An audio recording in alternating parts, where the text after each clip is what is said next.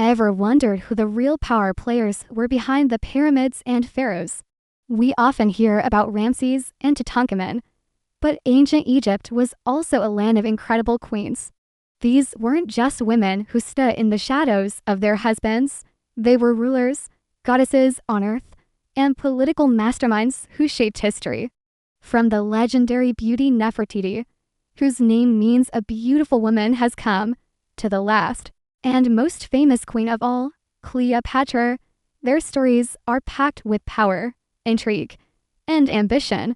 Today, we're journeying back in time to uncover the lives of the most powerful queens of Egypt. Get ready to meet the women who ruled the Nile. Let's begin our journey deep in the 18th dynasty. Around 1350 BC, with a name that echoes through eternity, Nefertiti. She was the great royal wife of Pharaoh Akhenaten. But her influence went far beyond her title, and like many queens before her, Nefertiti wasn't just a consort, she was a co-regent. Imagine this. Depictions on temple walls show her in poses usually reserved for pharaohs smiting Egypt's enemies, leading religious ceremonies, and even driving her own chariot. This was unprecedented. She and Akhenaten spearheaded a radical religious revolution, abandoning the traditional pantheon of gods to worship a single deity, the sun Disk-Aten. This was a massive shift that rocked the foundations of Egyptian society. Nefertiti was at the very heart of this new cult, presented as a divine intermediary alongside her husband. Her famous bust, discovered in 1912, showcases not just her stunning beauty, but also an aura of serene and absolute power. Some theories even suggest that after Akhenaten's death, Nefertiti may have ruled Egypt as pharaoh under a different name.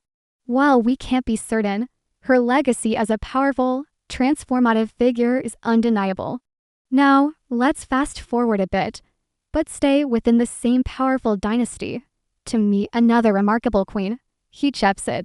Her story is one of pure, unadulterated ambition.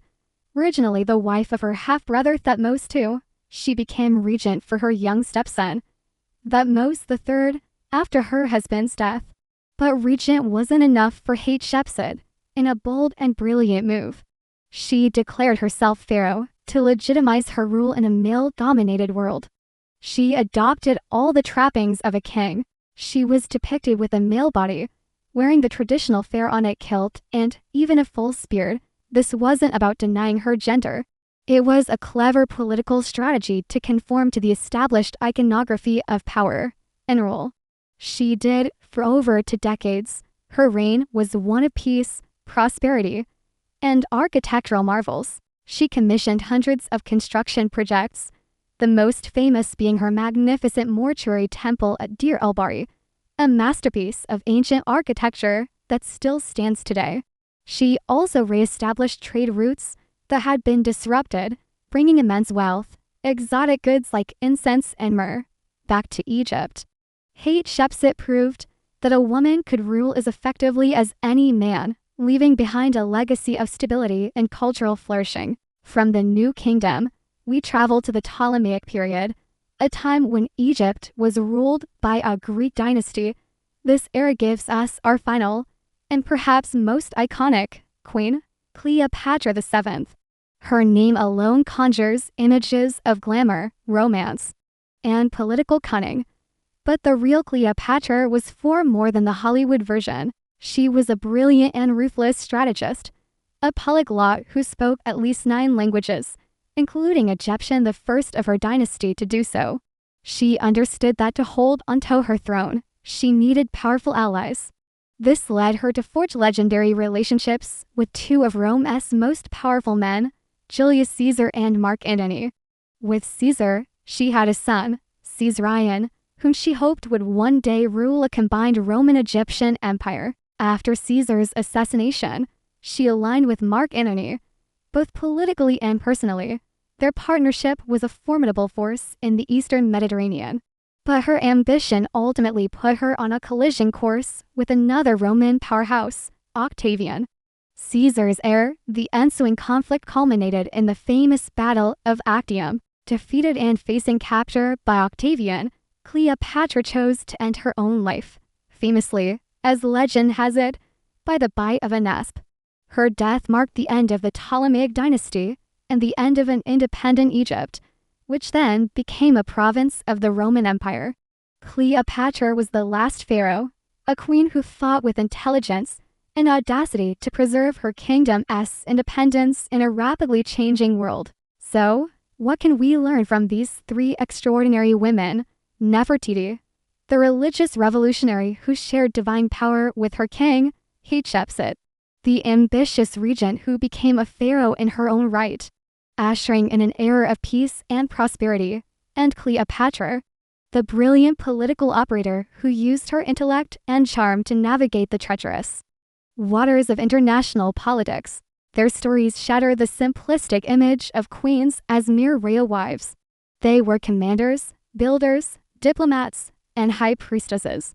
They wielded immense power and left an indelible mark on one of the greatest civilizations in human history.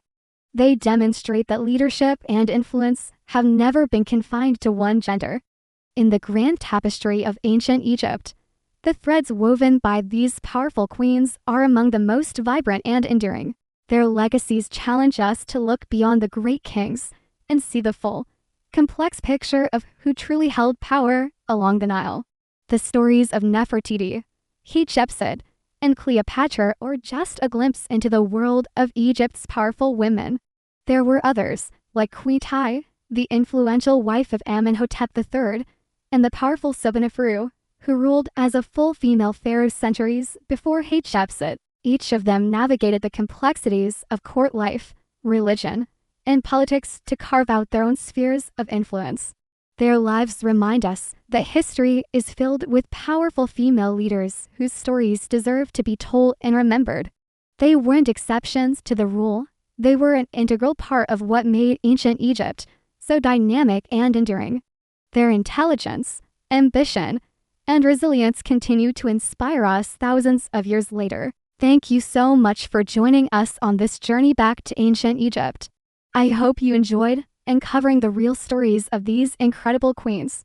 If you found this interesting, please hit that like button and subscribe to our channel for more deep dives into history's most fascinating figures. Don't forget to ring the notification bell so you never miss an update. And let me know in the comments below which Egyptian queen fascinates you the most. Thanks for watching, and we'll see you in the next video.